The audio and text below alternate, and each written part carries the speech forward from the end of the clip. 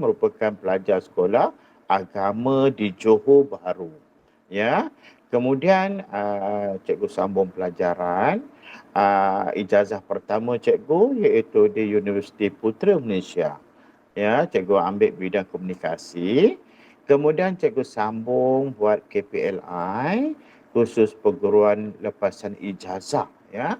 Khusus perguruan lepasan ijazah di Institut Perguruan Bahasa Melayu Lembah Pantai. Kemudian cikgu sambung buat master dalam bidang linguistik.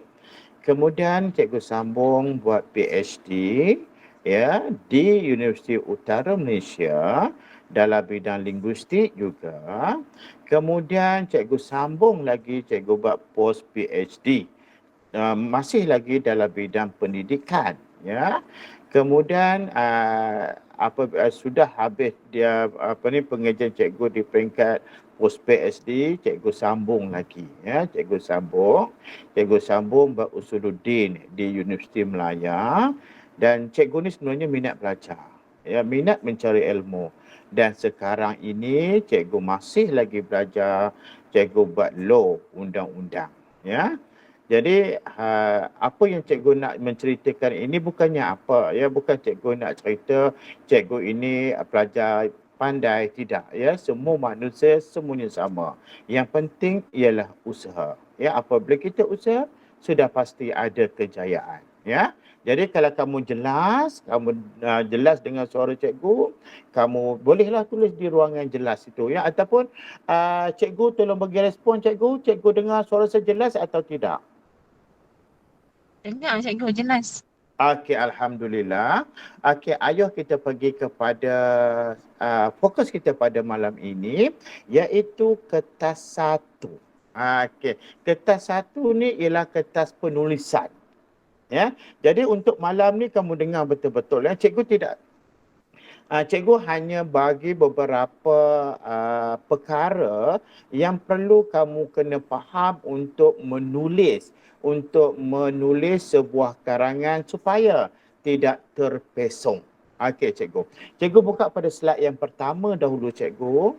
Okey, slide yang seterusnya cikgu. Kertas 11103 palang 1. Cikgu buka slide cikgu. Boleh ubah slide? Okey. Okey, dalam peperiksaan untuk kertas satu, dia ada dua bahagian. Dia ada bahagian A dan dia ada bahagian B. Kedua-dua bahagian ini dia ada jenis-jenis penulisan. Ya, dia ada penulisan karangan A dan juga karangan B. Okey, karangan A dia ada jenis karangan yang tidak berformat dan juga karangan yang berformat. Okey, benda itu kamu kena faham. Ya. KSSM ini dia tidak sama macam mana yang sebelum ini. Okey, nah. Okey. Baik, kita selesaikan dulu satu persatu. Tak faham kamu boleh tanya, ya. Okey, kita pergi pada bahagian A dahulu. Ya, bahagian A iaitu karangan respon terhad. Pasal apa dia kata karangan respon terhad? Kerana dari segi markahnya ialah 30 markah. Kemudian jumlah patah perkataan juga kamu kena akur, iaitu 150 hingga 200 patah perkataan. Kemudian kamu kena lihat maklumat yang terdapat dalam bahan rangsangan. Okey, untuk makluman kamu, karangan bahagian A ini merupakan karangan pemindahan maklumat. Maksud pemindahan maklumat ini ialah maklumat yang terdapat dalam soalan itu kamu pindahkan dalam bentuk penulisan. Faham ya? Okey. Pertama, kamu wajib menjawab soalan bahagian A dengan meneliti dan menggunakan semua bahan rangsangan yang diberikan. Kamu jangan tinggal maklumat yang diberikan dalam soalan bahagian A nanti. Dia ada cara. Lepas ni cikgu akan ajar dia. Ajar kamu nak. Okay, yang kedua, bahan rangsangan mungkin. Dia kata mungkin terdiri daripada 2 atau 3 bahan, sama ada dalam bentuk petikan, grafik, puisi, gambar, iklan atau lain-lain. Bahan rangsangan. Okey. Kemudian masa yang dicadangkan ialah 30 minit. Ingat kamu kena ingat dan kamu kena akur. Kamu kena akur betul-betul masa yang dicadangkan ialah 30 minit. Jangan lebih, jangan buat karangan A masa yang terlalu lama. Okey. Kemudian markah keseluruhan untuk karangan ini ialah 30 markah. Okey, kamu jangan bimbang. Cikgu yakin dan cikgu percaya bahawa sebut nama pelajar sekolah agama memang IQ-nya cukup hebat. Okey. Kemudian kamu perlu menulis antara 150 hingga 200 patah perkataan. Kalau kamu nak lebih hanya 10 patah perkataan. 150 hingga 200 plus 10 sahaja. Tak perlu kamu tulis panjang-panjang.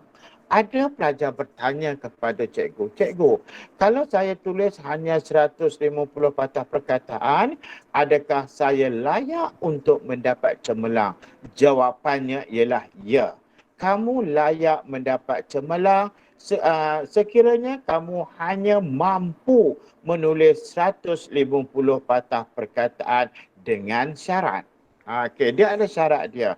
Kamu kena mengikuti, kamu kena mematuhi segala peraturan-peraturan untuk melayakkan kamu mendapat cemerlang. Okey, ada juga pelajar yang tulis 200 tidak dapat cemerlang. Itu ada sebab. Nanti cikgu akan terangkan. Okey, okey. Kamu perlu menulis antara 150 hingga 200 patah perkataan untuk membina satu bentuk penulisan, sama ada berformat atau tidak berformat. Baik, kamu jangan bertanya kepada cikgu ataupun kepada guru kamu, "Cikgu, agak-agaknya nanti bahasa Melayu untuk bahagian A ni keluar soalan macam mana cikgu? Adakah soalan berformat ataupun tidak berformat?" Kami semuanya cikgu pun tidak tahu apakah bentuk soalan yang akan keluar. Tidak ada soalan spot. Yang penting kamu kena faham macam mana proses nak menulis sebuah karangan yang cemerlang. Itu yang paling mustahak. Okey, kemudian. Baik, kita pergi pada panduan menulis karangan cemerlang, karangan bahagian A. Rupanya ada panduan dia. Okey, pertama panduan. Kamu dengar elok-elok. Penulisan mesti merangkumi semua bahan dalam soalan. Nampak? Bintang yang pertama. Dia dah suruh dah kamu tulis. Penulisan mesti merangkumi semua bahan dalam soalan. Kamu kena guna pakai. Apa bahan yang terdapat dalam soalan itu, kamu wajib kena guna. Itu yang pertama. Yang kedua, pastikan karangan mempunyai pengolahan yang menarik, berkesan dan matang, serta pemerengganan yang sesuai. Okey, ada pelajar bertanya kepada cikgu, "Cikgu, berapa perenggan yang sesuai untuk mendapat markah cemerlang?" Okey, untuk makluman kamu, kamu tengok. Okey, pada soalan itu nanti, apakah kehendaknya ataupun kata kunci ataupun fokus soalannya.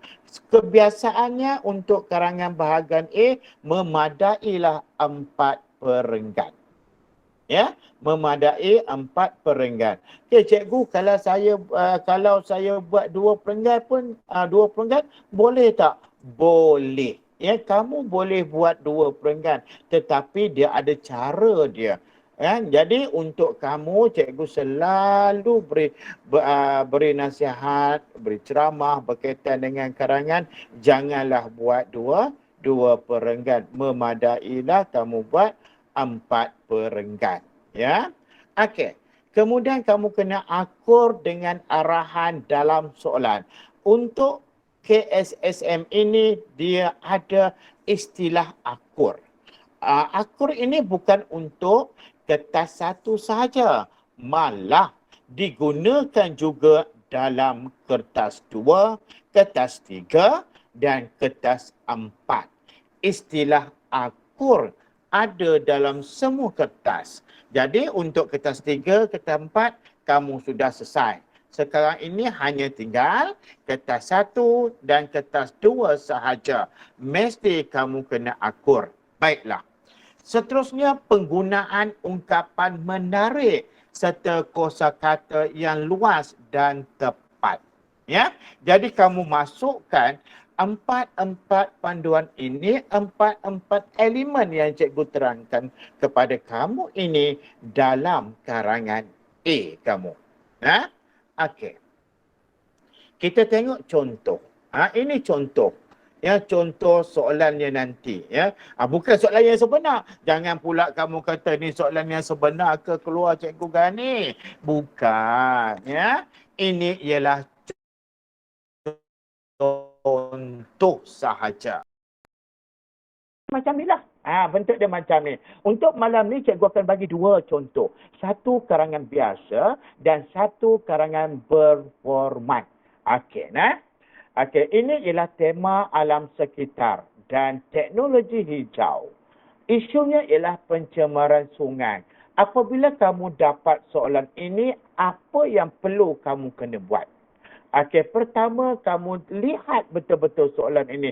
Baca satu persatu, ayat demi ayat. Untuk kamu dapat tangkap apakah dia punya kata kunci.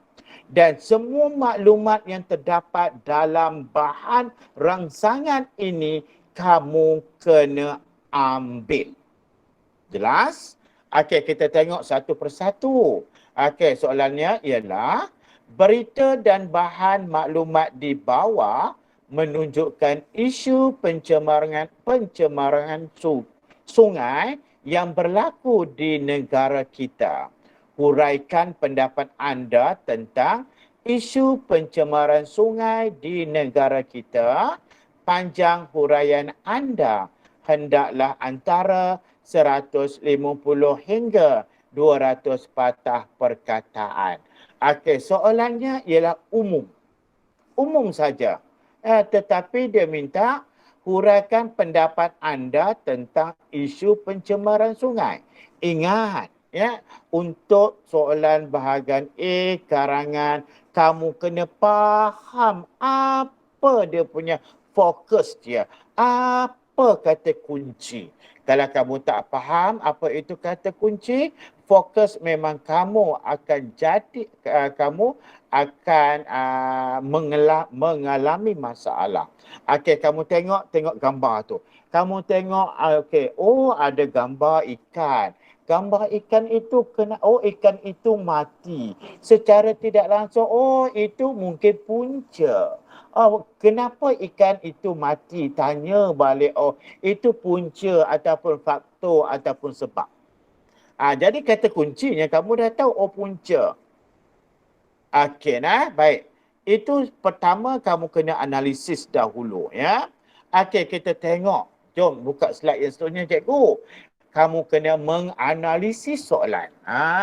Okey, rupanya fokus bahan tu apa dia? Kamu tengok. Okey, fokus bahan dia ada dua. Okey, dalam suratan ini petikan sumber sinar harian itu ialah kesan. Okey, kamu kena tengok teliti satu persatu. Kesan. Maksudnya dalam suratan akhbar ini ialah fokus bahannya ialah kesan. Okey, kesan contoh dia, sungai di bandar kehilangan keupayaan ekosistem untuk membekalkan air bersih, memproses kumbahan dan mengekalkan produktiviti. Okey, kemudian kamu tengok pula pada gambar yang kedua.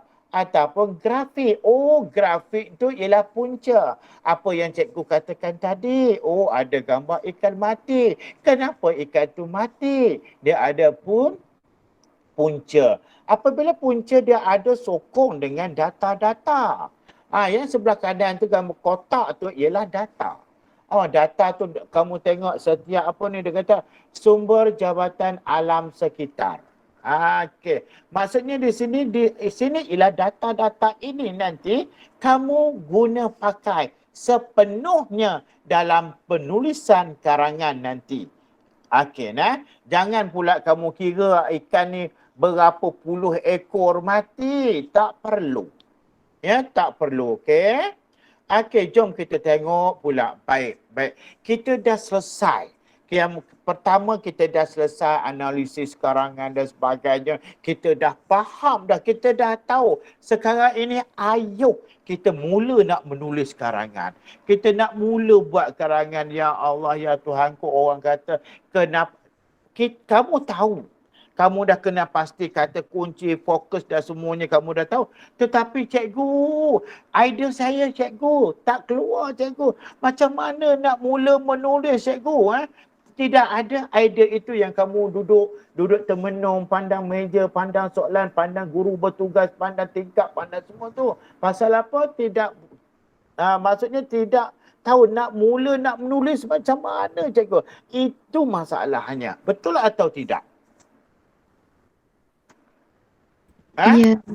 Ya kan? Itu masalah kamu sebenarnya. Okey, memang cikgu tak menafikan.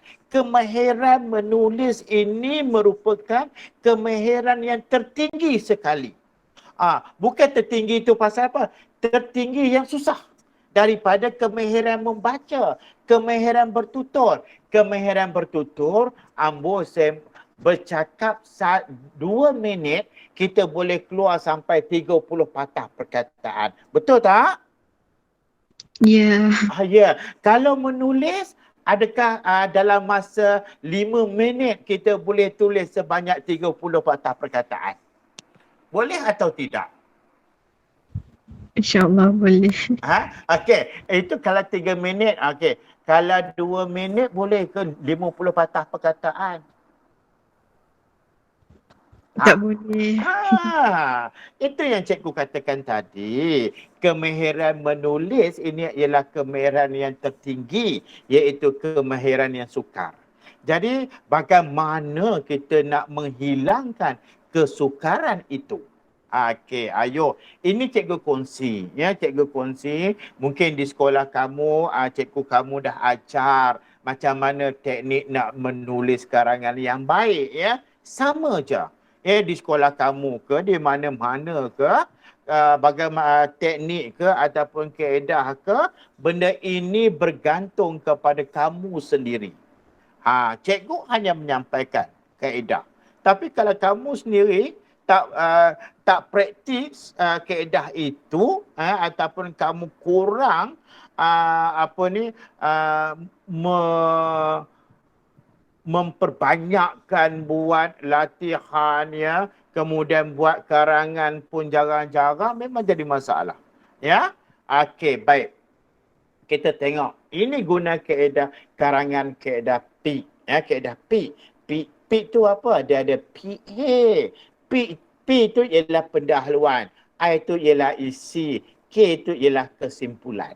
Okey. Baik, itu yang cikgu katakan tadi. Ya, untuk karangan A ini memadailah dengan 4 perenggan sahaja. Okey. Kalau buat 5 perenggan, itu yang cikgu nak katakan. Kamu tengok fokus tu. Tengok pada soalan tu nanti. Ya. Okey. Untuk perenggan pendahuluan, kamu kena ingat ada 3 ayat yang kamu boleh guna pakai dalam untuk menghasilkan perenggan pendahuluan. Pertama, ayat tema. Kedua, mesti ada ayat uraian. Dan ketiga, mesti ada ayat arahan. Baik, kalau kamu nak guna ayat tema, kemudian ayat arahan saja, macam mana cikgu? Boleh. Ya, tetapi kebiasaannya kita menulis, kita mestilah untuk perenggan pendahuluan, kita jelaskan kepada pembaca apa temanya. Kemudian kita huraikan sedikit dan akhirnya kita kena akur pada arahan. Okey, itu yang dikatakan ayat arahan. Nah, okey, jom kita tengok. Kemudian untuk perenggan isi pertama. Okey, perenggan isi pertama memadai dengan 4 ayat sahaja. Pertama mesti ada ayat topi. Apa itu ayat topi? Ayat topi itu ialah ayat isi. Isi pertama. Kemudian apabila kita dah kenal pasti isi, sudah pasti ada huraian. Apabila sudah ada huraian, sudah pastinya ada contoh. Apabila sudah ada contoh, kita mesti ada ayat penegasan. Kita nak memperkuatkan kita punya isi yang pertama. Okey, itu yang kamu kena faham. Okey, kamu tak perlu guna ayat-ayat yang lain pasal apa? Pasal untuk karangan A, jumlah patah perkataan hanya 150 hingga 200 patah perkataan sahaja. Memadai 4 ayat untuk perenggan isi, 3 ayat untuk perenggan pendahuluan, manakala untuk perenggan penutup cukup dengan 3 ayat. Okey, iaitu untuk perenggan penutup dia ada ayat simpul, dia ada ayat cadangan dan dia ada ayat harapan. Okey, kamu kena ingat. Okey, untuk karangan, okey, kamu kena ingat ya, ada 3, 4, 4, 3. Maksudnya perenggan pendahuluan 3 ayat, perenggan isi dia ada 4 ayat, isi pertama, isi kedua dan juga perenggan penutup dia ada 3 ayat. Jadi, rumusnya ialah 3, 4, 4, 3. Jelas? Ya, jelas. Okey, jelas. Cikgu harap kamu jelas dan kamu faham. Tak faham terus tanya pada cikgu. Jangan risau, jangan malu. Ya? Okey. Ayuh kita tengok pula perenggan pendahuluan. Ini contoh. Okey, memadai 38 patah perkataan ataupun 40 patah perkataan. Jangan terlalu panjang.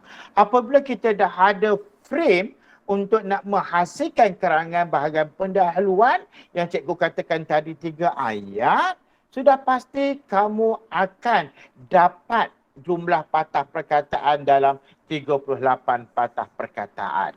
Okey, kita tengok ayat tema. Tema ni ialah berkaitan dengan pencemaran sungai. Okey, kita tengok. Okey, sejak belakangan ini, itu ialah permulaan. Ya, isu-isu apa? Isu pencemaran sungai. Semakin hangat dan menjadi buah mulut masyarakat. Okey, ini ialah isu. Ya. Okey, jadi kalau mana nanti kamu boleh guna ayat ini, kamu ganti saja nanti. Kamu tengok soalan itu keluar apa, kamu ganti adakah itu isu ataupun sebaliknya. Ya. Okey. Apabila yang hijau tu ialah berkaitan dengan ayat tema. Kemudian ayat putih yang warna putih ni ialah ayat huraian. Okey, berita mengenai isu ini boleh diakses di media masa arus perdana di negara kita. Kemudian ayat arahan. Oleh itu penanda wacana, semua anggota masyarakat perlu memandang serius terhadap isu pencemaran sungai. Sudah. Nampak mudah kan saja. Yang penting dalam perenggan pendahuluan, kamu nyatakan tema. Kemudian kamu huraikan sedikit dan akhir sekali, apa ayat arahan dia. Arahan dia tadi dia kata apa? Oleh itu, semua anggota masyarakat perlu memandang serius terhadap isu pencemaran sungai. Okey, itu ayat arahan dia. Okey, seterusnya kita masuk kepada ayat perenggan yang kedua. Okey. Perenggan yang kedua, perenggan isi kamu tengok. Okey, kalau kamu tengok nanti kamu boleh rujuk balik pada slide yang cikgu bagi tu dia. Okey, puncanya ialah pembangunan pesat di bandar. Ada dalam petikan, ada dalam soalan itu. Okay, mulakan dengan punca prima. Ya, punca prima tu maksudnya ialah punca utama. Okay, pencemaran sungai ialah pembangunan pesat di bandar. Okay, hal ini rintitan kegiatan membuang sisa industri yang tidak dirawat ke dalam sungai. Okay, contohnya berdasarkan data beberapa batang sungai, nampak? Ini contoh ni kamu ambil dalam bahan tu tadi. Nampak? Contohnya berdasarkan data beberapa batang sungai di Johor seperti Sungai Pandan berada di tahap 4 pencemaran sungai, pastinya hidupan akuatik terjejas akibat bahan kimia yang ada pada sisa toksik tersebut boleh menyebabkan kematian. Ayat penegas, izharlah bahawa pembangunan pesat menjadi punca pencemaran sungai. Jadi, sediakan payung sebelum hujan. Kita masukkan peribahasa. Jadi untuk contoh yang ni nampak, cikgu bagi ayat topik. Ayat topik ambil di mana? Ambil di dalam bahan. Kemudian kita terangkan sedikit ayat huraian. Ayat contoh kita ambil dalam bahan. Kemudian ayat penegas itu kita fikirkan sendiri. Sedikit maksudnya kita ambil balik. Izharlah bahawa pembangunan pesat menjadi punca pencemaran sungai. Jadi sediakan payung sebelum hujan. Ayat penegas kita ambil balik pembangunan pesat di bandar. Nampak? Kita tulis balik untuk bahagian ayat keempat, iaitu ayat penegas. Faham tak? Kita pusing-pusing balik ya? Faham? Ya. Okey. Kemudian kita tengok pula, ini selesai perenggan isi pertama. Kemudian kita tengok pula perenggan isi kedua. Nampak masih lagi 4 ayat. Nampak masih lagi 4 ayat ni. Okey. Kemudian kita nak mula dengan apa? Kesan pencemaran sungai pula ialah. Okey, tadi sumber prima. Kemudian yang kedua pula, kesan pencemaran sungai pula ialah kehilangan keupayaan ekosistem untuk membekalkan air bersih. Hal ini kita tengok ayat huraian dia. Hal ini berpunca daripada penebangan hutan menyebabkan bekalan air bersih semakin berkurangan. Ambil contoh. Okey, contoh ada dalam tu. Okey, sebagai contoh, Pulau Pinang dijangka akan menghadapi masalah bekalan air bersih menjelang tahun 2030. Sekiranya tiada usaha-usaha dijalankan bagi menampung permintaan bekalan air yang semakin bertambah akibat pertambahan penduduk. Kemudian kita masuk ayat keempat, iaitu ayat penegas. Tegaslah, kita sebut tegaslah. Jika pencemaran sungai ini tidak segera ditangani, maka kerajaan terpaksa mencatu bekalan air bersih yang pastinya menyukarkan kehidupan. Jangan sudah terhantuk, baru tengadah. Kita masuk lagi peribahasa. Nampak kan comel? Dia punya ayat dia tersusun sangat. Itu cikgu minta kamu kena faham bagaimana kamu nak menghasilkan sebuah karangan yang cemerlang. Walaupun kita nampak wah mudahnya, tetapi karangan boleh mendapat cemerlang. Ada beberapa syarat seperti mana yang cikgu bagi contoh ini. Okey, kemudian kita tengok pula perenggan penutup. Okey, perenggan penutup. Tengok. Dalam perenggan penutup ni dia ada 3 ayat saja, iaitu ayat simpul, ayat cadangan dan ayat harapan. Okey, dia ada ayat simpul, dia ada ayat cadangan dan dia ada ayat harapan. Okey.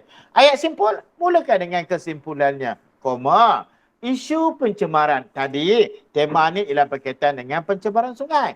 Isu pencemaran sungai harus dicakna oleh setiap individu. Kemudian kamu bagi cadangan. Oleh hal yang demikian, kita harus sinergi memainkan peranan masing-masing agar kebersihan sungai sentiasa terpelihara. Kemudian apa harapan kamu? Itu ialah hayat harapan. Diharapkan agar kualiti sungai menjadi perhatian utama rakyat Malaysia. Kerana negara bersih, rakyat sihat. Tu dia. Nah, jadi nampak tak dia punya proses menulis tu tersusun. Jadi juga harap inilah cikgu minta kamu kena faham. Ya, daripada perenggan pendahuluan, benda apa yang perlu ada. Perenggan pendahuluan dia ada 3 ayat. Ayat tema, ayat huraian, ada ayat arahan. Kemudian dalam perenggan isi pertama, dia ada 4 ayat. Ayat yang pertama, ayat topik. Ayat yang kedua, ayat huraian. Ayat yang ketiga, ayat contoh. Dan ayat yang keempat, ayat penegas. Okey, perenggan isi kedua pun sama, ada 4 ayat. Dan akhir sekali, perenggan penutup ada 3 ayat. Apakah ayat itu? Dia ada ayat simpul, dia ada ayat cadangan, dan dia ada ayat harapan. Jelas ya. Jadi kamu ikutlah panduan yang cikgu bagi ini. Untuk makluman kamu, ini ialah contoh karangan pelajar cikgu. Ya, pelajar cikgu buat, kemudian cikgu dah edit dan minta beberapa sahabat-sahabat cikgu, JU, ketua pemeriksa, minta mereka tengok balik pelajar cikgu dan cikgu sudah perbetulkan. Ya, daripada yang, ini bukan yang asli lagi ya, ini yang cikgu sudah tambah, tokok tambah. Macam mana cikgu nak memindahkan daripada kalangan pelajar yang biasa akhirnya boleh jadi cemerlang. Okey, ayo kita tengok. Cikgu, slide yang seterusnya. Okey, ini ialah karangan lengkap. Kamu tengok karangan lengkap dia. Okey, kan cantik. Kan? Okey. Karangan macam bentuk fizikal manusia. Cuba kamu tengok badan manusia. Kepala dia tak besar. Kecil saja. Badannya nampak dia panjang sedikit. Kaki dia nampak panjang. Kemudian bahagian bawah tu dia pendek sedikit. Karangan dia macam bentuk manusia. Okay, kalau kepala tu besar, kalau kamu buat perenggan pendahuluan itu terlalu banyak, jadi perenggan pendahuluan, perenggan isi itu dia akan jadi kecil lah. Dia jadi pendek. Maksudnya persembahan karangan itu tidak menarik. Itu sebabnya cikgu hasilkan kaedah PIK ni. 3-4-4-3. Okey, kita tengok. Baik. Dalam di sini dia ada ya. Untuk nak memastikan karangan kamu itu cemerlang, pastikan kamu guna kosakata luas dan sebagainya. Okey, contoh ya. Kalau kamu tengok tadi, cikgu guna apa? Buah mulut. Buah mulut masyarakat. Apa itu buah mulut? Buah mulut itu ialah perbualan. Kemudian diakses. Cikgu guna diakses. Apa itu diakses? Diakses itu ialah dicapai. Apa itu punca prima? Prima itu ialah utama. Rintitan. Apa itu rintitan? Berkait rapat. Apa itu izharlah? Izharlah itu maksudnya jelaslah. Kemudian cikgu masuk, setiap isi cikgu ada letak peribahasa. Sediakan payung sebelum hujan. Jadi apa yang dikatakan dengan sediakan payung sebelum hujan ini? Maksudnya membuat persediaan awal. Okey, kemudian cikgu kalau kamu perasan tadi, perenggan kedua, isi kedua, ditangani. Ditangani itu maksud dia ialah diselesaikan. Kemudian dalam perenggan kedua, cikgu masukkan juga peribahasa, jangan sudah terhantuk baru tengadah. Apa maksud dia? Jangan sudah terkena baru hendak beringat. Okey, kemudian untuk perenggan pendahuluan, cikgu masukkan dicakna. Apa itu dicakna? Diambil peduli. Kemudian cikgu guna juga sinergi. Apa itu sinergi? Tindakan bersama. Dan akhir sekali, cogan ataupun slogan. Negara bersih, rakyat sihat. Itu ialah cogan kata. Nampak? Kan cantik. Apabila dah jadi macam ini, kan cantik tak? Ya. Ha, kita tengok. Okey, apabila dia jadi macam ni, pelajar ini mendapat cemerlang. Dia sudah mengikuti, dia telah menepati cara penulisan dan akhirnya dia dapatlah kategori cemerlang. Selesai. Selesai untuk karangan umum, untuk karangan A. Okey, ayuh. Okey, jumlah patah perkataan 210. Okey, baik. Kita masuk satu lagi. Karangan A, karangan berformat. Okey. Yang ni kena bersedia ni. Mana nak tahu ya. Tahun ini keluar karangan berformat. Dia minta kamu buat resume. Baik, cikgu nak tanya pada kamu. Resume sudah belajar ke belum di sekolah? Ya, dah. Okey, Alhamdulillah, tahniah. Okey, resume adalah karangan berformat. Okey, kamu tahu tak macam mana nak menulis karangan berformat resume? Ya. Sudah tahu dah? Okey, tahniah. Okey. Untuk karangan berformat, dia ada banyak. Dia ada resume, dia ada email, dia ada surat rasmi, dia ada surat tidak rasmi, dia ada rencana, dia ada syarahan, dia ada wawancara, dia ada laporan, dia ada catatan dan dia ada berita. Okey. Baik, cikgu nak tanya pada kamu semua. Adakah apa yang cikgu sebutkan tadi, karangan berformat ini kamu sudah belajar di sekolah ataupun kamu belum belajar? Sudah belajar semua? Alhamdulillah ya. Sudah belajar semua, tahniah. Baik ya. Rasanya apabila kamu sudah belajar, sudah pasti kamu sudah tahu ya. Baik, pada untuk hari ini, cikgu akan fokuskan kepada karangan berformat iaitu resume. Jom kita tengok resume. Apa itu resume? Apa itu resume? Siapa boleh tolong jawab?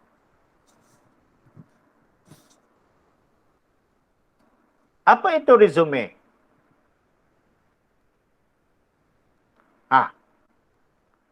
Apa itu resume? Siapa nak tolong jawab? Okey, siapa nak jawab? Okey, tadi yang jadi MC tadi surat. Okey, surat. Okey. Siapa yang bagi siapa yang tulis surat tadi itu? Format minta jawatan. Okey, format minta jawatan, minta kerja. Okey dah. Okey, resume ini bukan surat ya. Okey, resume bukan surat permohonan kerja. Permohonan kerja itu ialah surat. Resume bukan surat ya. Okey, tak apa. Jangan risau. Salah jawapan cikgu suka. Okey, next terusnya cikgu. Okey. Kamu tengok tak dalam buku teks tingkatan 4? Cikgu tukar slide seterusnya. Okey. Kamu perasan tak dalam buku teks tingkatan 4 ada gambar ni? Helaian ini bertajuk resume. Dah buka ke tidak? Dah. Okey, dah. Alhamdulillah. Yang dah tu cikgu yang kata, dah. Okey. Cikgu, tahniah cikgu nak. Cikgu, okey. Baik. Okay. Dalam buku teks, ya, buku teks ini, ya, ini tak lengkap ya. Okey, ini tidak lengkap. Okey, dalam buku teks ialah panduan sahaja. Okey, panduan sahaja. Nah. Okey, baik. Pertanyaan lazim yang biasa pelajar tanya, yang biasa guru-guru bertanya kepada cikgu, apakah format resume? Okey. Adakah kita mesti mengikut format yang terdapat dalam buku teks?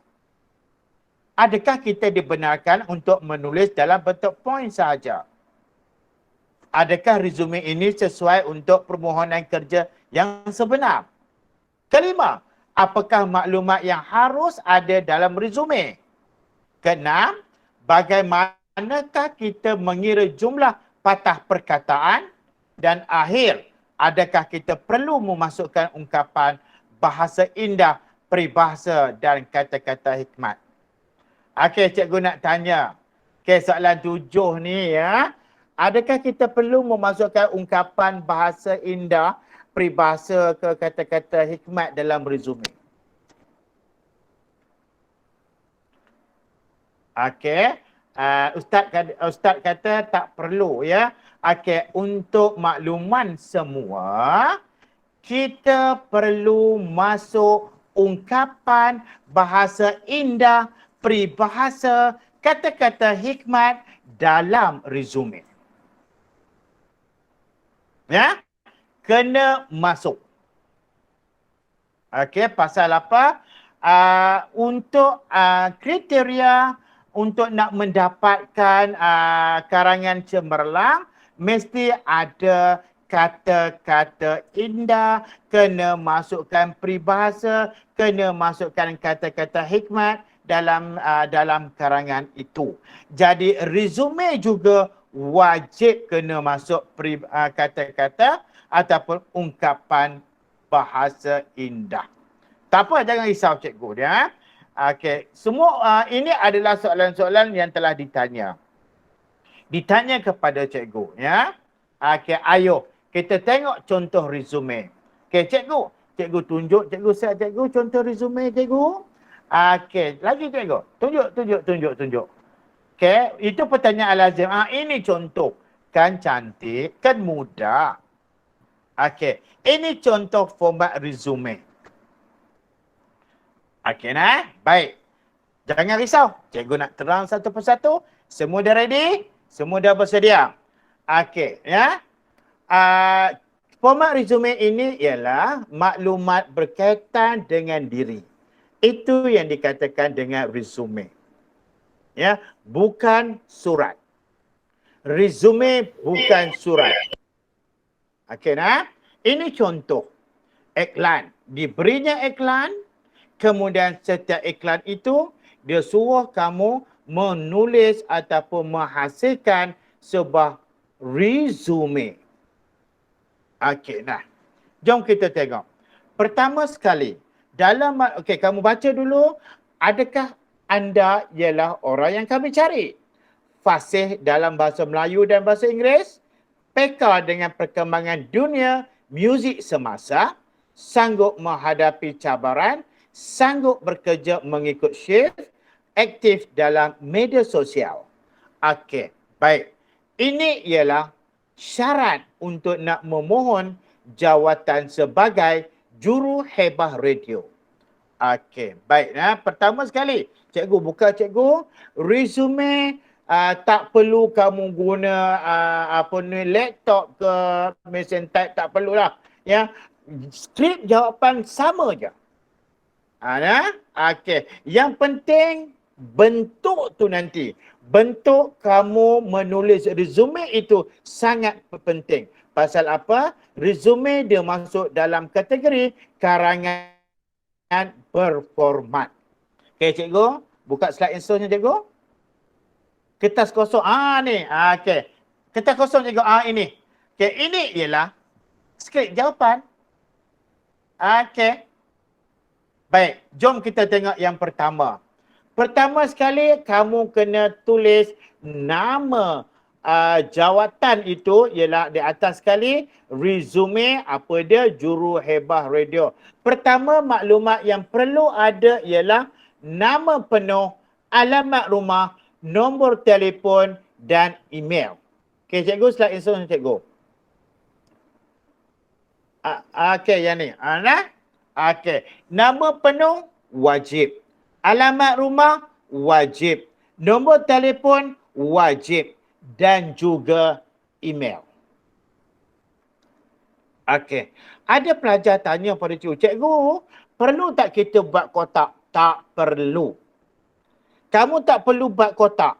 Ya, itu ialah aksesori. Kalau saya buat kotak cikgu, adakah markah saya ini akan ditambah? Tidak ditambah. Okey. Cikgu, kalau saya nak buat cikgu, buatlah. Tak jadi masalah. Adakah maka saya akan ditolak? Tidak ditolak. Jadi, hak saya tulis ni, dapat apa cikgu? Dapat bagi cantik saja. Ya, tak tolak markah, tak tambah markah. Ingat ya? Okey, apabila nak buat kotak ni di akhir sekali, maksudnya karangan A kamu dah buat bagi cantik, karangan B kamu dah berjaya bagi cantik, kemudian di akhir ada masa lagi dalam 5 minit. 5 minit, okey, kamu buatlah kotak. Boleh. Tak nak buat kotak pun tak apa. Nah, okey.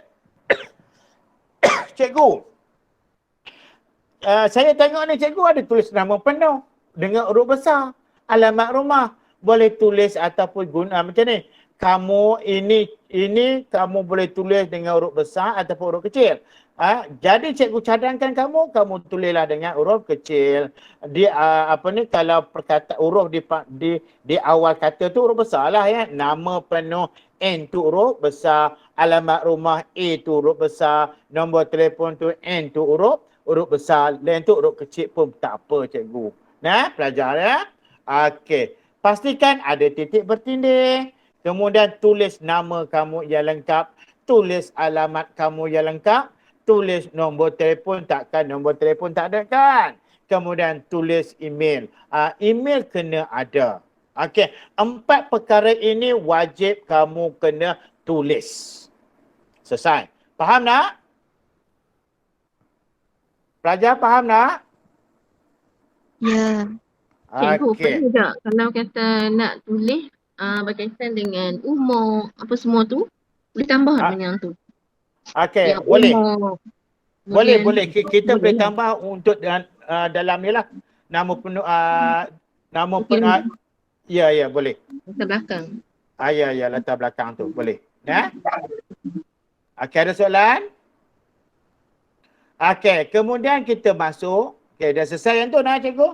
Tapi kebiasaannya ya, kalau cikgu nak tulis tu boleh, tetapi selalunya syarat iklan itu telah dinyatakan okey, berapa umur tidak lebih daripada sekian tu ya. Okey. Nak tulis tak apa, tak nak tulis pun tak apa. Okey. Ada soalan? Tak ada cikgu. Okey. Kemudian ayat tu macam mana? Okey, pelajar tanya cikgu, nak tulis ayat itu adakah dalam bentuk point ataupun ayat penuh? Jawapannya ialah ayat penuh. Okey.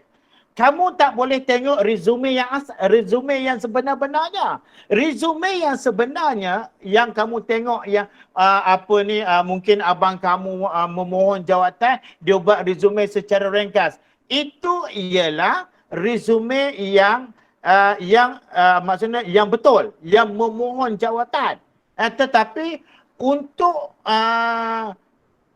pelajar yang masih lagi sekolah, pelajar yang menduduki peperiksaan KSSF ini Tatan 4 dan Tatan 5 ataupun Tatan 1 hingga Tatan 4, dia ada gaya penulisan. Maksudnya penulisan itu ialah kena penulisan ayat yang penuh. Okey, nah? Okey, contoh yang kemudian permohonan kerja untuk jawatan juruhebah radio. Okey, kamu tulis ayat macam ni. Saya ingin memohon jawatan juruhebah radio yang diiklankan dalam laman sesawang His FM pada 1 Ogos 2021. Titik. Kemudian kamu sambung lagi. Berikut merupakan maklumat saya. Faham? Faham semua? Ya, faham. Okey. Guna ayat yang penuh. Okey. Kemudian, apa lagi yang kamu kena tulis? Anugerah, pencapaian akademik, pencapaian kurikulum dan co-kurikulum. Okey. Macam mana kamu nak tulis? Okey. Kamu mulakan dengan saya mendapat anugerah pengerusi Kelab Cemerlang untuk kelab drama dan muzik di sekolah selama 3 tahun berturut-turut, iaitu bermula dari tingkatan 3. Titik. Selain itu, semasa di universiti saya juga diberi kepercayaan untuk menjandang jawatan presiden untuk kelab muzik tempatan dan antarabangsa. Baik. Apabila bercakap berkaitan dengan anugerah pencapaian akademik, pencapaian kurikulum dan kokurikulum, maklumat kamu mesti selari dengan jawatan yang kamu mohon itu. Jawatan yang cikgu beri contoh ini ialah juruhebah radio. Kamu tak bolehlah isi kamu masuk pertandingan inovasi peringkat antarabangsa, pertandingan memasak. Tak bolehlah. Maksudnya tidak selari dengan jawatan yang kamu mohon tu. Jelas? Jelas ya? Jelas. Okay. Selain itu, semasa di universiti saya juga diberi kepercayaan untuk menyandang jawatan presiden untuk kelab muzik tempatan dan antarabangsa. Saya juga telah menyertai pertandingan menggubal lagu pembukaan rasmi bagi acara Pesta Muzik Asia dan berjaya merangkul gelaran Naik Johan untuk pertandingan ini. Okey, anugerah pencapaian akademik, pencapaian kurikulum wajib kamu kena tulis. Okey. Pertama tadi, jawatan. Okey, kamu kena tulis elok-elok. Okey. Awal sekali tadi, biodata diri kamu. Nama penuh, alamat rumah, nombor telefon, email, wajib kena tulis. Itu ialah yang paling atas. Kemudian, baru masuk permohonan. Wajib kena tulis, kemudian anugerah. Okey, ini kalau kamu tulis yang 3 ni saja, tak cukup lagi. Tak boleh dapat cemerlang. Ini tak selesai lagi ni. Kemudian kamu tengok pula kemahiran bahasa. Sebab apa? Iklannya dia minta fasih dalam bahasa Melayu dan bahasa Inggeris. Okey, kamu tulis kemahiran bahasa. Saya dapat bertutur dan menulis dalam bahasa Melayu, bahasa Inggeris dan juga bahasa Cina dengan baiknya. Titik. Situasi ini pasti dapat membantu saya dari segi komunikasi dengan para pendengar dan peminat Radio His FM. Okey, masukkan juga kemahiran bahasa kerana apa? Kerana dalam iklan ini dia dah ada tulis dah fasih dalam bahasa Melayu dan bahasa Inggeris. Kemudian untuk nak dapat Isra Mak tu, kamu tulislah satu lagi bahasa selain daripada bahasa yang telah diminta itu. Okey dah. Kemudian kemahiran teknologi. Ini juga kamu kena tulis. Pasal apa? Sekarang ini semua pekerjaan kena ada kemahiran teknologi. Okey nah. Jadi apabila kemahiran teknologi, kamu kena tulis yang berkaitan dengan jawatan kamu. Okey, saya mahir menggunakan aplikasi seperti Adobe Photoshop, aplikasi TikTok, Instagram dan juga merupakan antara YouTuber yang aktif. Nampak? Itu kemahiran teknologi. Kamu kena tulis juga kemahiran teknologi. Okey. Kemudian kamu tulis juga kemahiran tambahan. Kemahiran tambahan. Okey nah. Contoh, saya petah berbicara bahkan juga Abang Arif dalam hal ehwal yang berkaitan dengan permainan alat muzik, terutamanya alat muzik tradisional. Saya dapat bermain alat muzik seperti piano, seruling, biola dan juga muzik tradisional kaum Cina iaitu pipa dan zwing. Nampak? Jadi kamu kena tulis juga kemahiran tambahan. Okey. Kemudian potensi diri. Okey, ini yang cikgu katakan tadi, perlu tak masuk ungkapan menarik, perlu tak masuk peribahasa dalam resume. Jawapannya ialah perlu. Okey, tang mana nak letaknya? Tengok pada potensi diri. Saya ialah seorang yang peramah.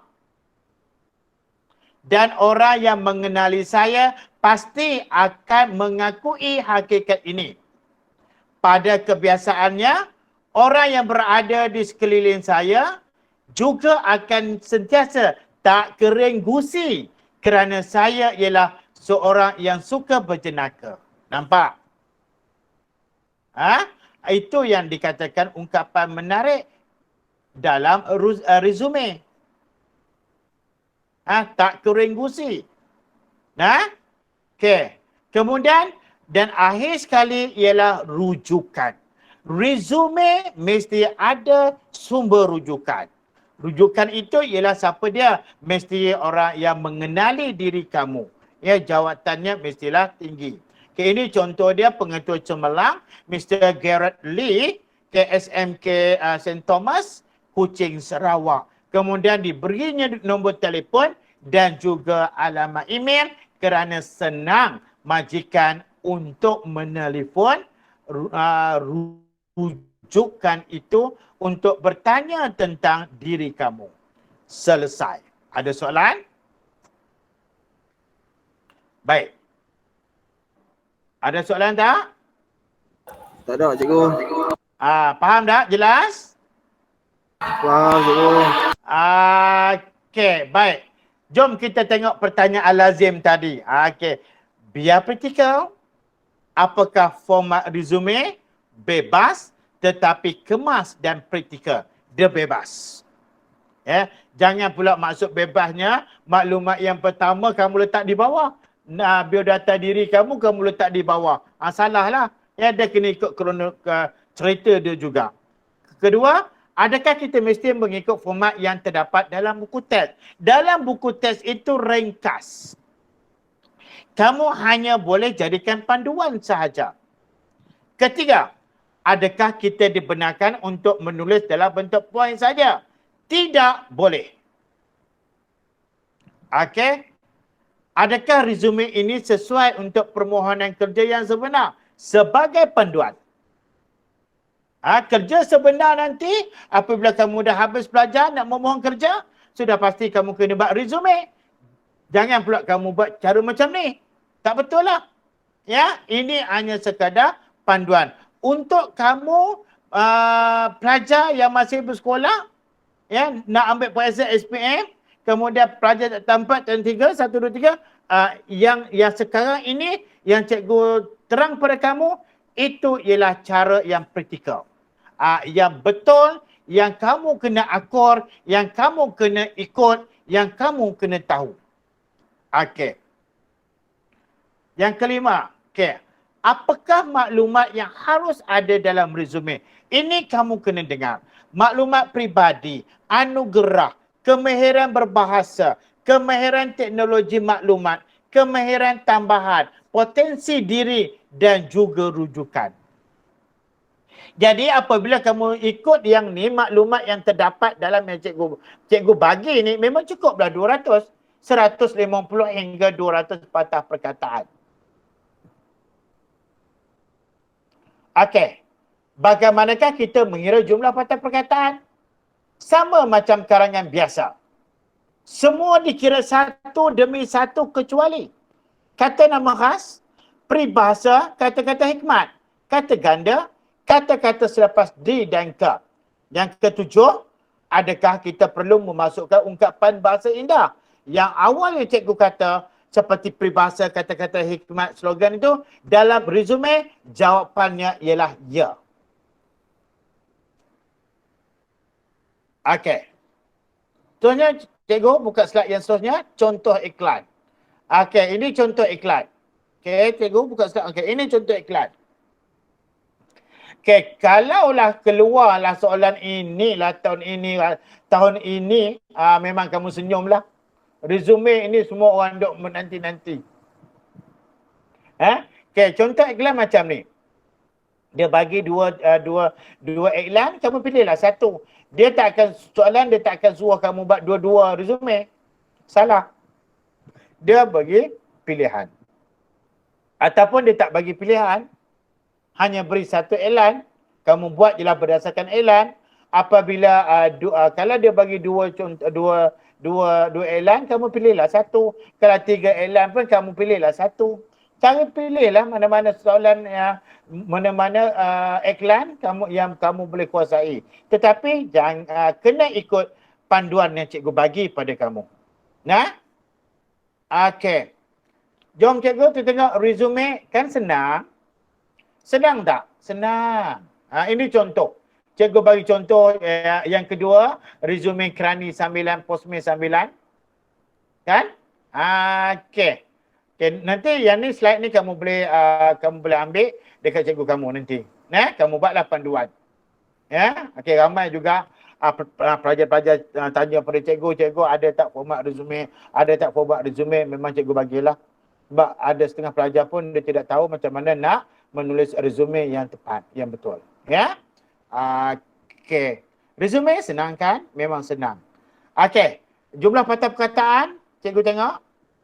Okey, slide yang seterusnya. Perkara-perkara berikut dikira sebagai satu perkataan yang tadi tu. Cikgu slide yang seterusnya. Okey, yang ni macam biasalah nak. Nama khas, peribahasa, puisi, maksud Al-Quran, hadis, alamat, surat kiriman, tarikh.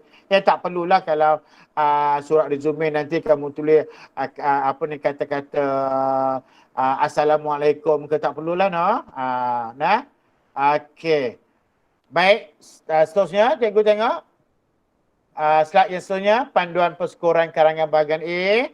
Okey, ini ialah peringkat-peringkat dia, ya, peringkat-peringkat dia untuk makluman kamu, ya, untuk makluman kamu mungkin ya di sekolah mungkin di sekolah kamu, ya,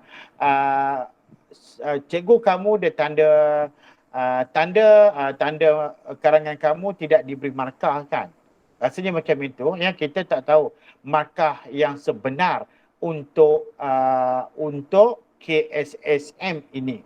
Ya, tapi cemerlang ni kebiasaannya 26/30. Hanya kita letak saja peringkat saja, ya cikgu. Tapi untuk sekolah, ya, untuk dalaman itu tak salah kalau nak letak markah. Ya, tak salah nah cikgu. Okey, kepujian 20 hingga 25, yang penting kamu kena tengok kriteria dia, ya. Kalau tidak mencapai tahap penguasaan minimum 1 hingga 9, ya. Kalau 1 hingga 9 ni calon tidak menunjukkan penguasaan kemahiran menulis. Idea tidak menepati masa tema, banyak kesalahan bahasa. Ya, cikgu yakin pelajar-pelajar yang sedang menonton ini semuanya kategori pelajar yang cemerlang, ya, dalam lingkungan 26 hingga 30 markah, insyaAllah. Okey, ada soalan tak nak bertanya untuk bahagian A? Lepas ni kita masuk pula karangan B. Okey, boleh tanya? Okey, cikgu bagi peluang untuk kamu ingin bertanya apa-apa sekalipun.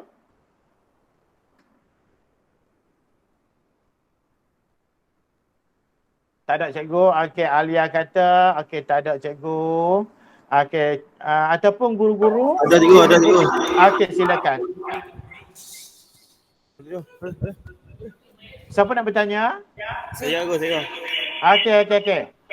Tadi ada soalan cikgu. Okey, apanya soalannya? Untuk rujukan resume ke? Untuk rujukan. Okey, dalam resume dia mesti ada rujukan. Itu wajib. Okey, kalau kamu tak tulis rujukan dalam format penulisan resume, memang kamu tak boleh dapat cemerlang. Itu syarat untuk resume, mesti ada rujukan. Apa yang cikgu katakan tadi itu perkara yang perlu ada dalam penulisan resume.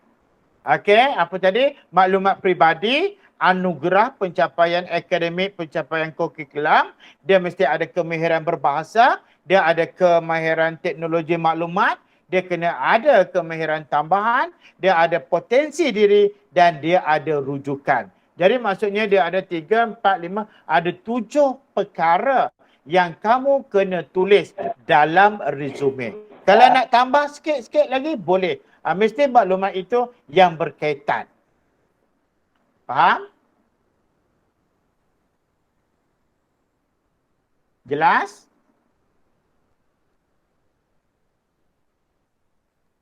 Okey, terima kasih Alia. Okey, Alia Nabila kata jelas. Okey, faham Muhammad Adik. Bagus Tahniah. Nah, ada lagi soalan tak dalam kalangan guru nak bertanya pada saya? Cikgu. Ya, saya. Untuk rujukan resume, Okey. kita boleh ambil siapa lagi yang kita boleh jadikan sebagai rujukan tu? Okey, bebas. Tetapi mestilah orang yang berjawatan. Orang yang orang yang berjawatan dan boleh memberi keterangan tentang diri kamu itulah, tentang pemohon itulah. Okey, kamu tipu pun tak apa. Jangan pula betul sangat. Pastikan ada rujukan dan juga nama jawatan itulah. Jangan pula tulis nama rujukan adik kamu. Lepas tu pra sekolah. Pelik lah tu, tak boleh. Ada mesti pegawai ataupun jawatan yang tinggi yang boleh menceritakan diri kamu. Okey, nah. Jelas? Ya, cikgu. Okey, nah. Jom kita masuk segmen yang seterusnya, iaitu kita bongkar pula masih lagi kita satu. Karangan respon terbuka. Ini seronok ni. Okey. Jelas okey. Karangan respon terbuka itu karangan B. Okey. Seronok karangan B ni. Apabila menulis ni memanglah seronok. Seronok ke tak menulis ni? Tak seronok apa? Seronok. Okey. Seronok ya. Siapa yang minat menulis ini sudah pasti pelajar itu minat membaca. Okey, bahagian B karangan respon terbuka. Okey, bagi bahagian B, calon perlu memilih satu daripada 4 soalan yang dikemukakan. Dia ada 4 soalan. Ya, dia punya tema-tema dia ataupun orang kata dia ada dimensi. Okey, calon perlu membaca stimulus yang diberikan dengan teliti, kemudian menjawab soalan yang dipilih mengikut kehendak dan tugasan soalan. Baik. Dengar elok-elok ni, cikgu nak apa? Okey. Ada soalan, ada stimulus yang dah ada jawapan, yang sudah ada isi. Ada stimulus yang tidak ada isi. Jadi kamu kena faham tu.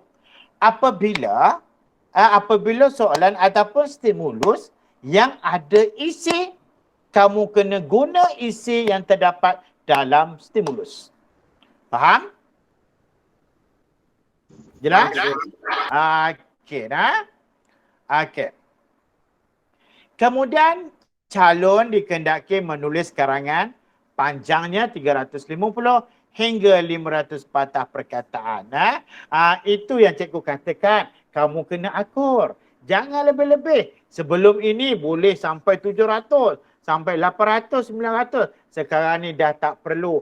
KSSM ni dia dah tak mau dah bagi pelajar ini susah diri. Dia cukup suruh kamu tulis ikut jumlah patah perkataan. Baik, macam mana ya?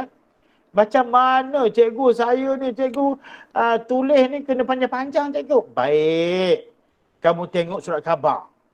Karangan sekarang ini dia lebih macam surat khabar.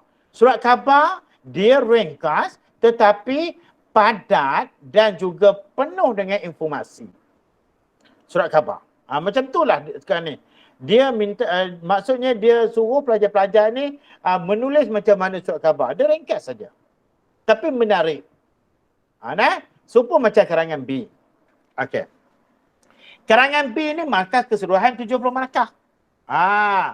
Masa 1 jam 30 minit.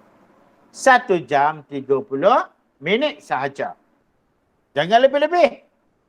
Untuk kertas 1-2 jam saja. Kedua, soalan yang dikemukakan berdasarkan 4 domain. 4 domain yang terlibat dalam DSKP, iaitu dia ada domain peribadi, dia ada domain awam, dia ada domain pendidikan dan dia ada domain kerjaya.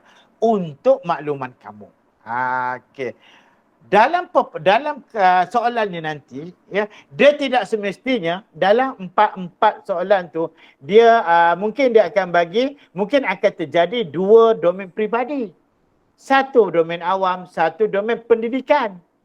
Mungkin boleh jadi 3 domain peribadi, 1 domain awam, ataupun 3 domain pendidikan, 1 domain peribadi. Mungkin jadi macam tu. Atau mungkin juga akan boleh jadi setiap domain 1.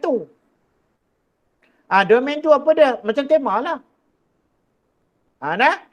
Tapi kalau kamu tengok dalam, mungkin cikgu kamu dah beritahu, okay, domain dia ada 4. Domain peribadi, domain awam, domain pendidikan dan juga domain kerjaya. Okey, ayo kita tengok yang seterusnya. Baik. Dalam tema buku teks yang kamu kena baca, itu buku teks kamu kena ada. Ya. Tapi kamu siapa yang tak pernah buka buku teks tu bersih lagi tu, lepas ni kamu buka. Dalam buku teks, ya, dalam tema DSKP buku teks dia ada 18. Mereka soalannya dia akan ambil daripada ke-18 tema inilah untuk menguji kamu nanti. Alam kita, pertanian, ekonomi, pelancongan, benda ni saja dia akan keluar. Okey, nah? Baik. Panduan menulis karangan cemerlang. Tadi A, ni B pula. Penulisan mesti merangkumi idea dalam soalan. Itu pertama. Kedua, pastikan karangan mempunyai pengolahan yang menarik, berkesan dan matang, serta pemberenganan yang sesuai, akur dengan arahan dalam soalan, dan penggunaan ungkapan menarik serta kosakata yang luas dan tepat. Okey. Jom kita tengok contoh. Okay, ini ialah domain peribadi.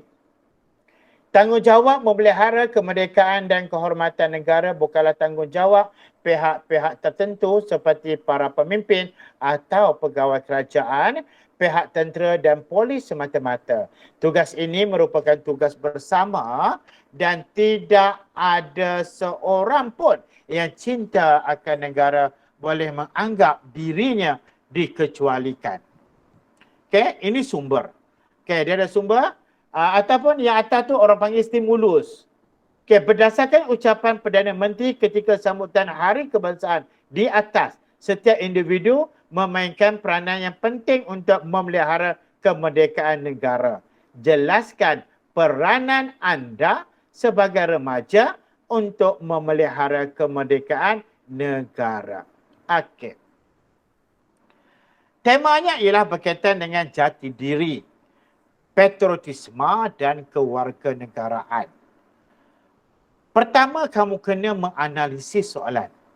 Ya, kamu tengok. Kena pasti isi. Nak ambil mana? Kena pasti isi. Kamu tengok dalam tu dulu. Okay, baca balik stimulus tu. Okay. Kemudian, kamu dah kena pasti isi. Kemudian kehendak soalan. Apa kehendak soalan dia? Dia kata, jelaskan peranan anda sebagai remaja untuk memelihara kemerdekaan negara. Okey. Itu. Yang penting kamu kena menganalisis dan kamu kena kenal pasti isi dan juga kehendak soalan. Itu cikgu katakan pada kamu tadi. Ada karangan B yang dah ada isi dalam stimulus. Ada yang tidak ada. Okey, kalau macam ni dia kata tidak ada lah ni. Kena pasti isi. Oh, rupanya tidak boleh tidak ada isi untuk soalan ini. Okey, hanya dia kata kehendak soalan jelaskan peranan anda sebagai remaja saja. Peranan kamu sebagai remaja untuk memelihara kemerdekaan negara. Cerita bab kamu je. Tak bolehlah cerita bab pemimpin ke apa, tak boleh. Sebab apa? So, apabila kita dah menganalisis tu, dia kata tanggungjawab memelihara kemerdekaan ini bukannya tanggungjawab pihak-pihak tertentu saja. Seperti para pemimpin pegawai kerajaan. Kalau kamu tulis pihak pegawai kerajaan, isi dia memang kamu salah. Sebab apa soalannya dia nak jelaskan peranan anda. Peranan kamu sahaja sebagai remaja untuk memelihara kemerdekaan negara. Ini apabila dapat soalan ini, contohlah memang mudah. Memang orang akan seronok pasal apa? Apa-apa idea kamu, isi kamu diterima. Pasal apa? Dia minta pendapat kamu sebagai peranan, sebagai remaja. Bagaimana cara memelihara kemerdekaan negara? Kamu gorenglah. Nak goreng tu janganlah goreng sampai hangit. Goreng tu dia ada cara. Okey. Nak goreng macam mana? Ayuh kita tengok karangan kaedah Pik B. Tengok Pik B pula. Ini apa ni? Karangan kaedah ini cikgu dah kongsi dalam program impak. Ya, cikgu kalau kamu perasan sebelum ini setiap hari Jumaat ya ada program impak under jabatan JPN Kedah ya dengan yayasan impak. Macam pagi tadi slot akhir cikgu ada bagi tip-tip untuk bahasa Melayu ya. Okey. Baik. Untuk karangan B kamu bagilah sekurang-kurangnya 5 perenggan. 5 perenggan, 3 isi, 1 isi perenggan, 1 perenggan pendahuluan, 3 isi dan 1 perenggan penutup. Boleh? Boleh tak? Okey, nah. Dalam perenggan pendahuluan, apa yang kena ada? Dia mesti ada ayat rangsangan. Isu dia. Kemudian dia mesti ada ayat huraian. Dia ada contoh dan dia ada persoalan. Okey, boleh? Ada 3 jenis ayat. Ayat rangsangan, isu, ayat huraian, ayat contoh dan juga ayat persoalan. Maksudnya contoh ini ialah kamu janganlah bagi detail sangat. Ambil contoh yang ringkas saja. Yang detail kita masuk dalam perenggan isi. Okey, nah. Baik. Ini contoh. Okey. Ayat rangsangan isu dia, kamu mulalah ya. Degup jantung seluruh anak bumi Malaya pada malam 31 Ogos 1957 mungkin masih terasa denyutannya hingga kini. Remaja mempunyai tanggungjawab besar untuk mencorakkan masa depan Malaysia. Okey, contoh buktinya Malaysia sudah mampu melakar kedudukan yang lebih kukuh dalam bidang politik, ekonomi maupun sosial seperti tenggelam sama basah, timbul sama hanyut seiringan dengan negara maju lain. Ayat persoalannya apakah peranan remaja untuk memelihara kemerdekaan negara? Jelas? Boleh?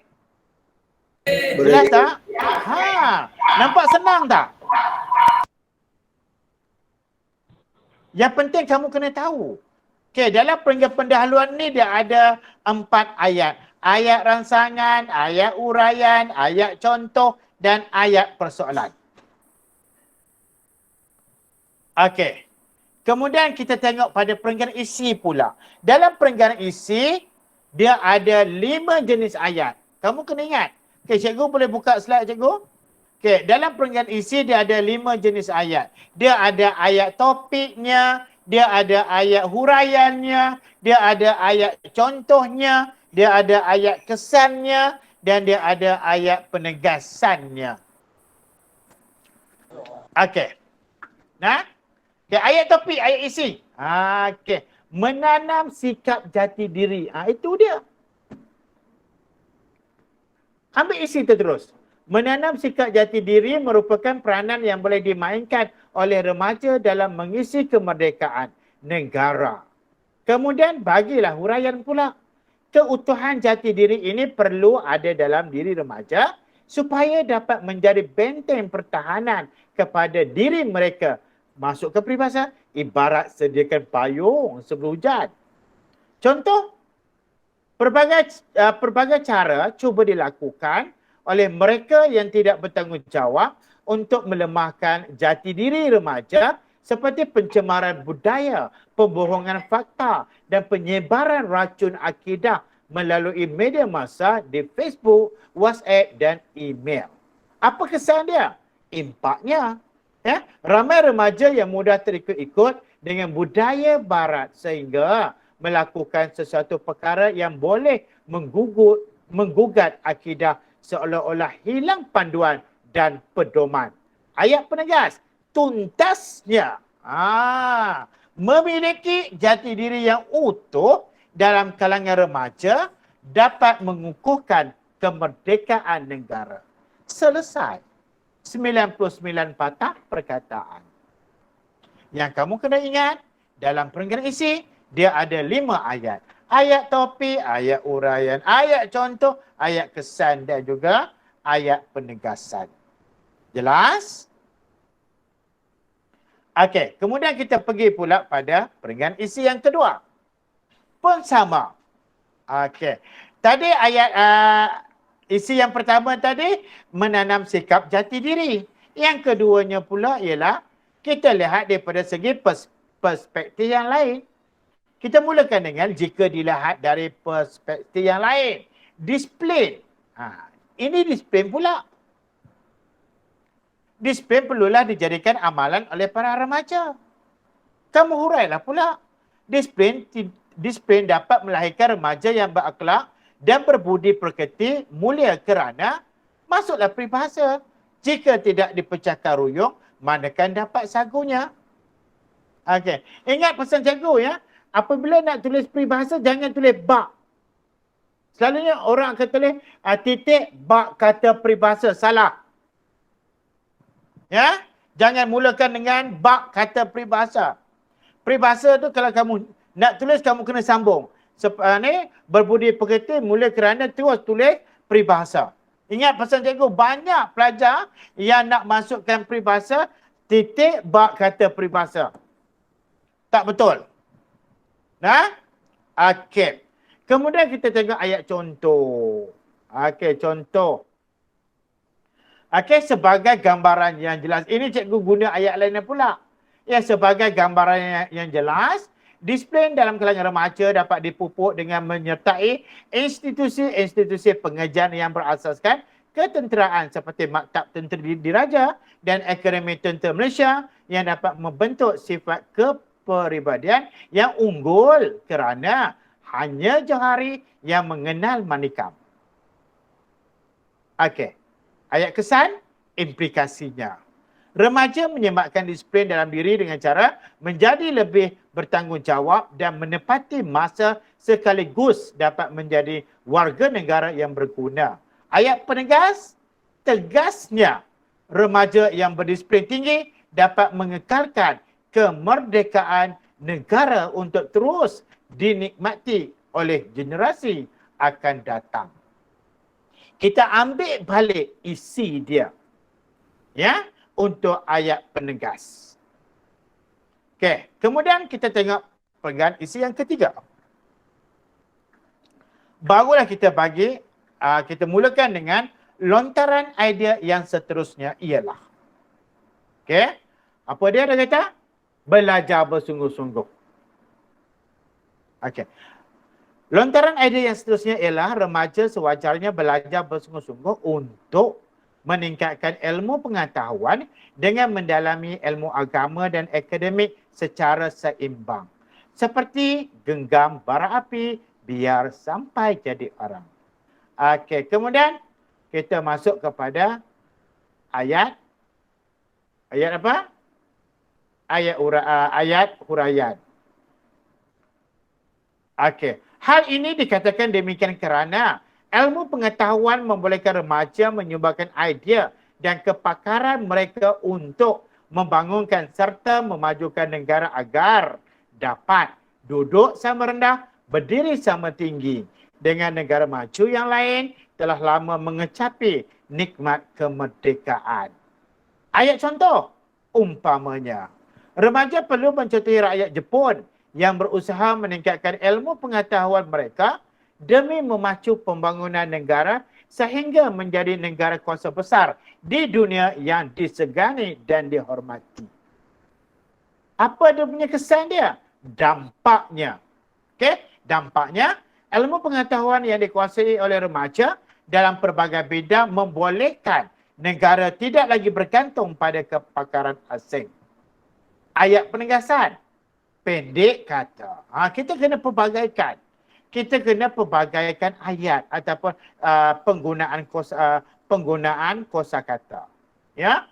Yang ni kita guna pendek kata. Mengisi kemerdekaan negara oleh remaja yang berilmu pengetahuan pasti dapat menjadi peneraju tampuk kepimpinan negara yang berwibawa dan mantap. Okey, peringkat penutup. Okey, peringkat penutup, pastikan kamu kena ingat, dia ada ayat kesimpulan, dia ada ayat cadangan, ayat harapan dan ayat penegasan. Okey, mulakan dengan berdasarkan perbincangan di atas, dapat saya simpulkan bahawa dalam usaha untuk mengekalkan kemerdekaan negara, remaja perlulah lebih produktif apabila melakukan sesuatu perkara ibarat serampang dua mata. Para remaja haruslah lebih tabah dalam menghadapi cabaran demi mempertahankan kemerdekaan serta berdikari dan tidak bergantung kepada kepakaran asing supaya dapat menjamin kedaulatan negara. Okey, di samping itu selaku remaja ini ialah harapan remaja bakal pemimpin negara perlu memainkan peranan yang signifikan dengan menyokong inisiatif yang dilaksanakan oleh kerajaan untuk mengekalkan kemerdekaan dan perpaduan kaum masyarakat majmuk. Ayat penegas. Oleh itu, semua pihak perlulah bersinergi ibarat berat sama dipikul, ringan sama dijinjing untuk mempertahankan kemerdekaan negara kita selesai. Kemudian kita pindah. Okay, cikgu pindah cikgu, tengok dalam karangan lengkap. Kamu akan jadi macam ini, kan cantik. Jumlah patah perkataannya 450 patah perkataan.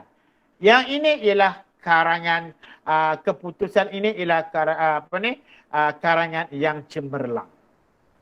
Nampak? Mudah saja. Mudah tak? Kamu rasa mudah tak?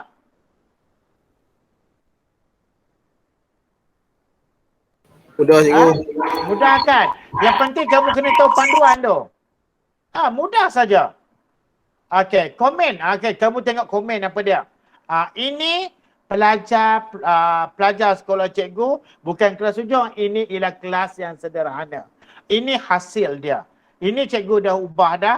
Karangan pelajar ini 60% yang original, 40% cikgu tambah. Ya, cikgu tambah dan cikgu minta pandangan daripada sahabat-sahabat cikgu. Ya. Okey, tugasan. Okey, cikgu buka slide cikgu. Yang seterusnya komen pemeriksa. Okey. Tugasan, karangan menjawab tugasan. Idea relevan mengikut tugasan. Uraian jelas dan matang. Contoh yang sesuai. Bahasa dia gramatis kan. Dari segi kata dan ayat, penggunaan kosakata yang luas dan tepat serta unsur bahasa yang digunakan bervariasi. Pengolahannya sangat menarik dan berkesan. Penggunaan ungkapan menarik yang tepat dan sesuai kesinambungan idea yang jelas antara perenggan. Okey. Next cikgu, slide yang seterusnya. Perkataan jumlah nak kira sama juga macam karangan A. Baik. Seterusnya cikgu. Okey, yang ini cikgu minta kamu tengok dalam tadi tu ya.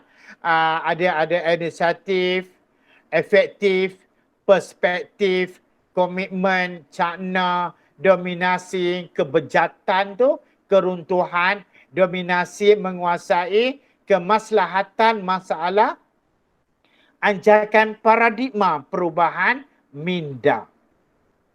Okey. Kemudian kalau kita tengok slide yang seterusnya ialah 10 kosakata menarik. Okey, dalam tu tadi kalau kamu tengok penawar yang paling mujarab, cara paling berkesan, memanifestasikan fikiran, menggunakan idea dengan sebaik-baiknya. Nombor 3, menukilkan kata-kata, menulis, bercakap sesuatu, kestabilan spiritual dan fizikal, keseimbangan rohani dan jasmani. Jadi di sini ada 10 cikgu tulis untuk kamu, kamu gunalah pakai dalam penulisan karangan kamu tadi.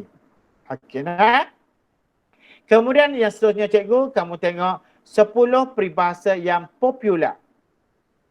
Okey, yang ni nanti kamu cikgu minta cikgu nanti bagilah pada pelajar cikgu nak sambil menyelam minum air, sesal dahulu pendapatan, menarik rambut tu kamu mintalah 10 peribahasa yang popular ini ialah boleh guna pakai dalam karangan nanti ya.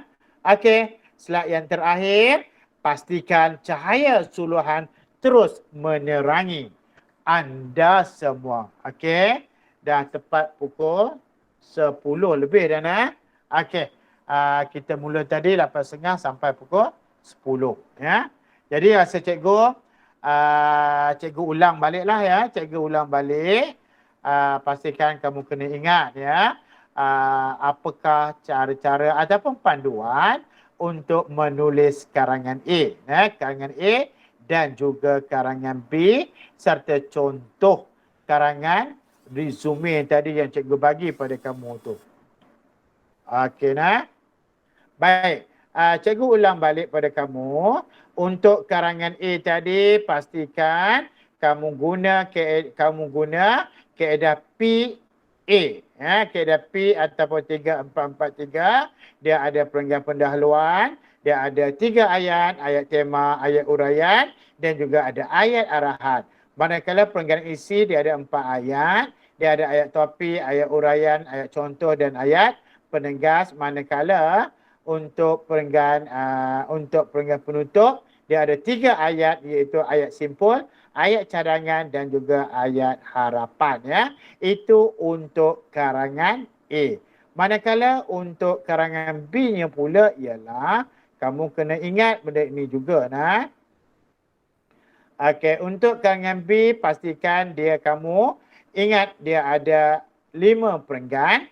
Perenggan pertama, perenggan pendahuluan dia ada 4 ayat iaitu ayat rangsangan, dia ada ayat uraian, dia ada ayat contoh dan juga ada ayat persoalan. Kemudian perenggan isi dia ada 5 jenis ayat, ayat topik, ayat uraian, ayat contoh, ayat kesan dan juga ayat penegasan. Isi 1, isi 2, isi 3 sama je. Dan akhir sekali perenggan penutup pastikan dia ada 4 ayat iaitu ayat kesimpulan, ayat cadangan, ayat harapan dan juga ayat penegasan ya. Okey, rasa cikgu itu sahaja perkongsian cikgu untuk malam ini kertas 1 ya. Cikgu harap ya bahan yang cikgu bagi ini kamu manfaatkan, kamu tengok balik ya bagaimana kamu ingin menghasilkan sebuah karangan yang cemerlang. Cikgu yakin dan cikgu percaya bahawa ya apabila kalau kamu dah ikut panduan penulisan yang cikgu bagi ini, insya-Allah kejayaan cemerlang milik kamu ya. Dan cikgu sudahi dengan Assalamualaikum warahmatullahi wabarakatuh dan cikgu serahkan kembali kepada adik pengacara pada malam ini. Dipersilakan.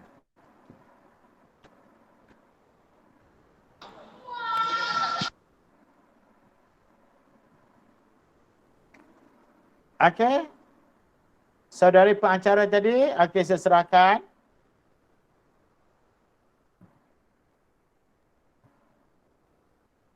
Okey, sudah selesai untuk kertas 1 malam ini.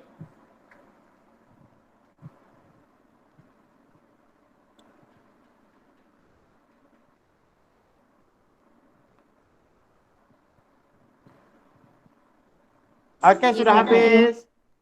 Ya baik, terima kasih kepada Dr. Abdul Ghani ataupun lebih mesra dengan panggilan Cikgu Ghani atas segala pencerahan yang telah diberikan sebentar tadi. Dan juga kami pihak sekolah mengharapkan agar segala tip ataupun segala panduan yang telah disampaikan oleh cikgu boleh dimanfaatkan oleh semua pelajar. Okey, sekian itu saja. Okey, terima kasih cikgu. Okey, sama, insyaAllah kita jumpa lagi dalam kertas 2. Sekian. Assalamualaikum warahmatullahi wabarakatuh. Wassalamualaikum warahmatullahi wabarakatuh.